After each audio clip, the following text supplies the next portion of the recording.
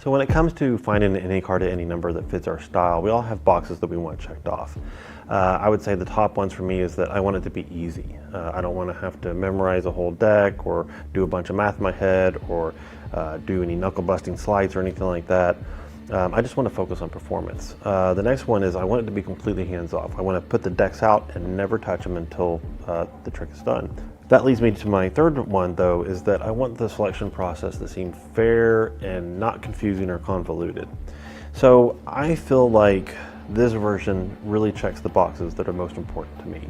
So let me walk you through what my version of any card at any number, Entropy, looks like.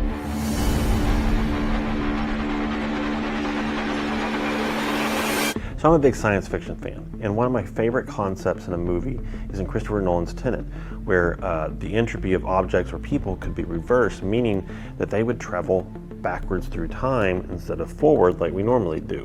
And what that means is that if I were to make a change to, say, an object tomorrow, that change would also travel back with that object in time, and we would see that change on the object now.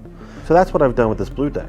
I have reversed its entropy, so it is actually moving backwards through time, whereas the red deck, it's just normal, moving forward through time like anything else in this room. So now going forward, I'm not going to touch these cards again. The spectator will be completely in control of these cards from here on out. And what we're going to do is we're going to use the red deck to arrive at a random number and card. So why use the red deck to make our selection?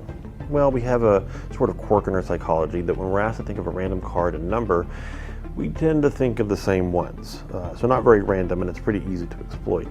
So we're going to use the spectator's choices and the randomness of a shuffled deck to arrive at a random card and number between 1 and 52. So let's set the blue deck aside for a second. Now the spectator can cut the deck however many times they want. They can also shuffle them. And now that we have our cut and shuffled deck, we're going to have the spectator choose 4 cards. So we'll have them deal the top 4 cards.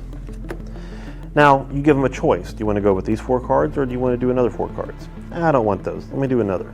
So we'll deal another 4 cards. And maybe they don't want those 4 cards either. That's fine. They can keep going until they get a 4 cards they like. So let's say that they're good with these. So now we have 4 randomly selected cards. Why 4 cards? Well, the great thing about having 4 random cards is that when you add the values, and if you count the 2 jokers as 0, you can get any number between 1 and 52. So on one end, 2 jokers and 2 aces would be 2, because aces count as 1. And then on the other end, if you had 4 kings, which a king is 13, that would be 52. So any other card combination will give you some random number between 1 and 52. Plus, when it comes to card selection, they're not just pulling out 1 card, but 4 random cards that they can choose from. So let's add up these cards. We have 8 plus 2 equals 10, plus queen, which is a 12, will give us 22, plus 5 gives us 27.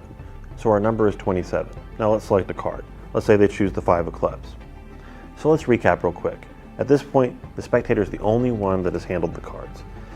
They've taken a deck, they've cut it, they shuffled it, and they chose 4 cards at random. Then they added up the value of those 4 cards to get to their randomly chosen number, and then chose one of those 4 cards to be the randomly chosen card. So everything's fair and above board. From the spectator's perspective, you haven't tried to force anything or manipulate them in any way. So now to the blue deck. Now, like I mentioned earlier, this blue deck is traveling backwards in time.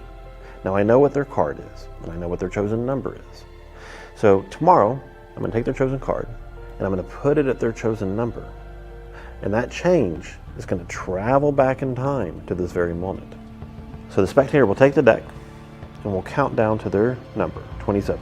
1, 2, 3, 4, 5, 6, 7, 8, 9, 10, 11, 12, 13, 14, 15, 16, 17, 18, 19, 20, 21, 22, 23, 24, 25, 26, 27. And that is my entropy, any card, any number. Thanks for watching.